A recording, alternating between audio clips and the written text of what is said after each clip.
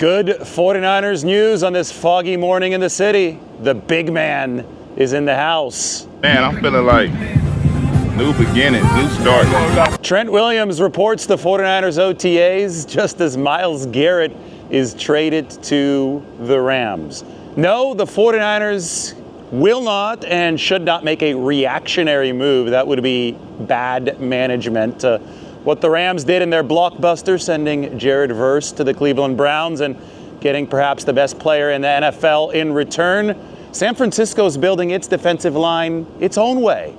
And over the course of the past 16 months, they have essentially replaced everyone but Nick Bosa. They're going through the draft and they're going through some more cost-efficient trades like the Osa Odighizuwa edition. But the 49ers can do what we see in this video that they posted. They can focus on the trenches to combat Myles Garrett and company. And it's good to see Trent Williams working out with the 49ers at these OTAs. We will see if they cancel veteran minicamp next week. That is the technically mandatory portion of the off-season program. But for now, Trent is at the voluntary portion of the off-season program, looking spry. Remember, he turns 38 years old next month, and such an important piece of what the 49ers are doing because he will be frequently matched up against Myles Garrett whenever the 49ers play the Rams. Now, of course, LA also has Byron Young. I think that the good news in the larger picture for the entire league is that this is not a Jared Verse Myles Garrett pairing. And I'm sure that LA wanted to keep it a Jared Verse Myles Garrett pairing, but the Cleveland Browns wanted Verse in return. The 49ers did not have the ammo to outbid the Rams in a trade for Myles Garrett. Point blank.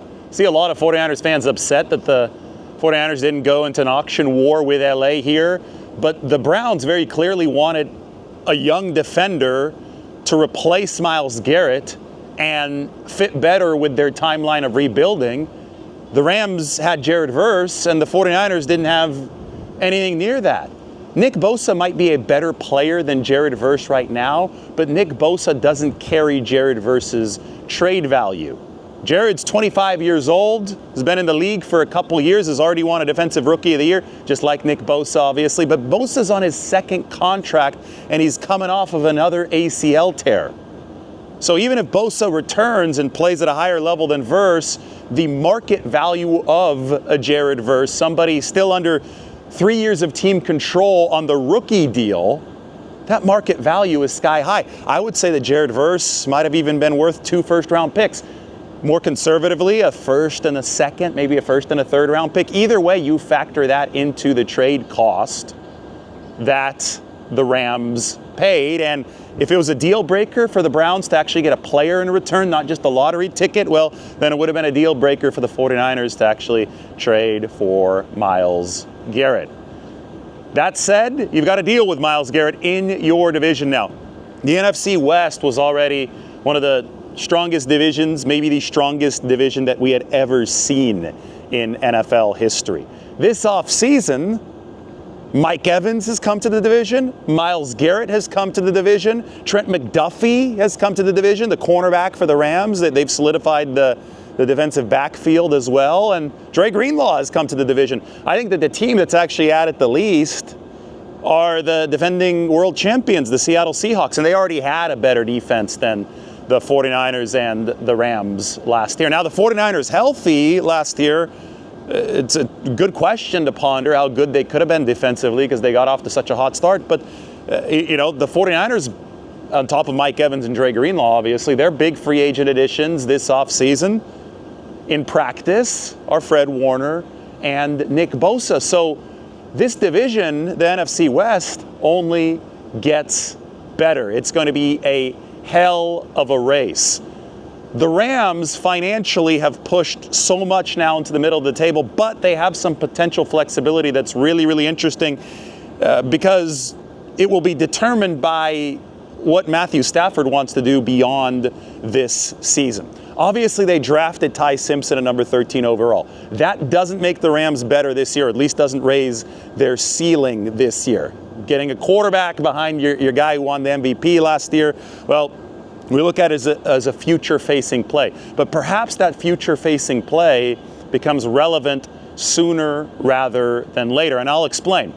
Garrett is going to be owed about $74 million fully guaranteed over the next 2 years. So that's a commitment that the Rams have made.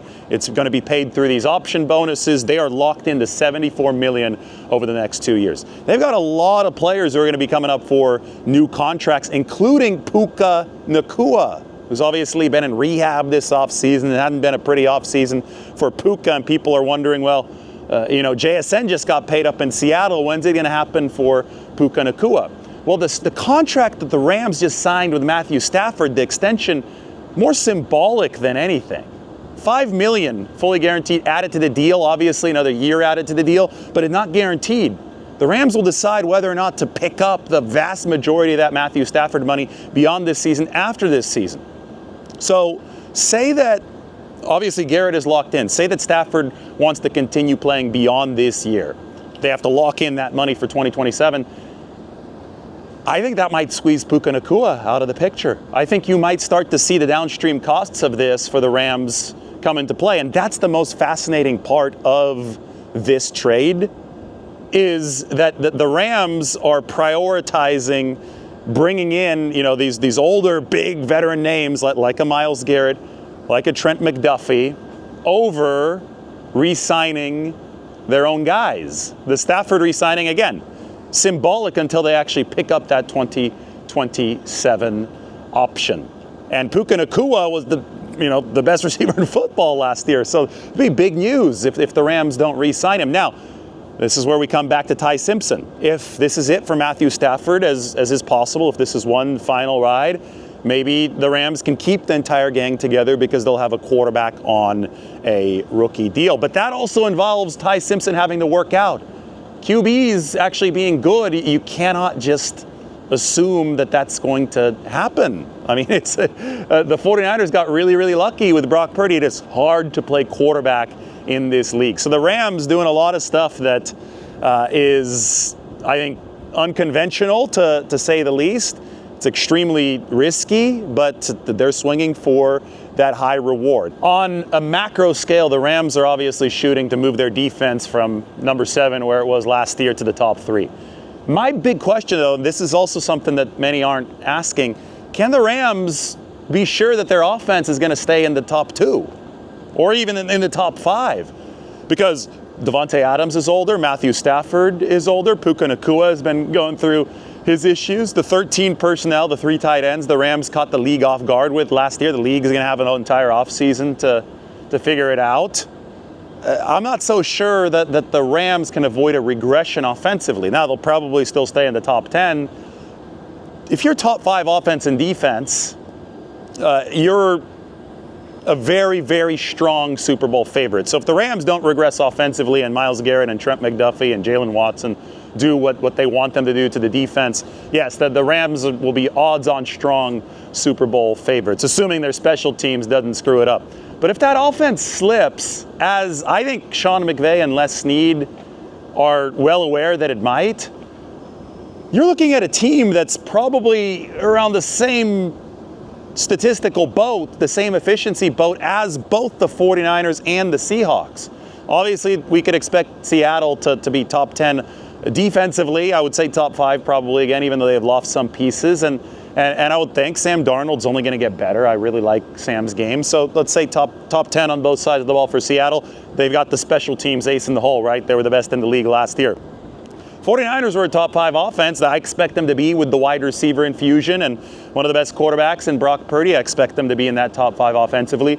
The question then becomes, does this completely rehaul defense? And let's not act like the 49ers have been quiet defensively. They have completely redone the front of that unit.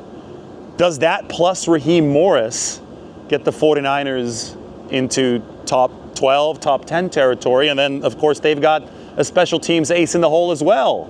Finished number 2 last year with Brant Boyer. All of a sudden, you've got 3 dual top 10 teams, offense and defense, efficiency-wise, in the NFC West, and it sets up to be one of the greatest races that we have ever seen. It is the morning of June 2nd. That means that we will keep our eye on the trade market in the NFL, and obviously we'll head back down to Santa Clara. next 2 days as the 49ers continue OTAs, talk to some of their assistants. We will see if the sun does come up, but what I do know is that the NFC West is just getting more and more compelling. Massive risk taken by the Rams. Remember, the Packers took a similar risk last year in trading for Micah Parsons. People were anointing the Packers as the NFC favorites at this time, and it didn't really work out for Green Bay. Parsons obviously got hurt. But when you lose Jared Verse, all the eggs are in the Myles Garrett basket now for the Los Angeles Rams. And, well, the 49ers have a counter. That is Trent Williams. A couple future Hall of Famers are going to be going at it in the NFC West. Stay tuned. Hit that subscribe button. We will be down at the 49ers facility, and we will have a lot to talk about.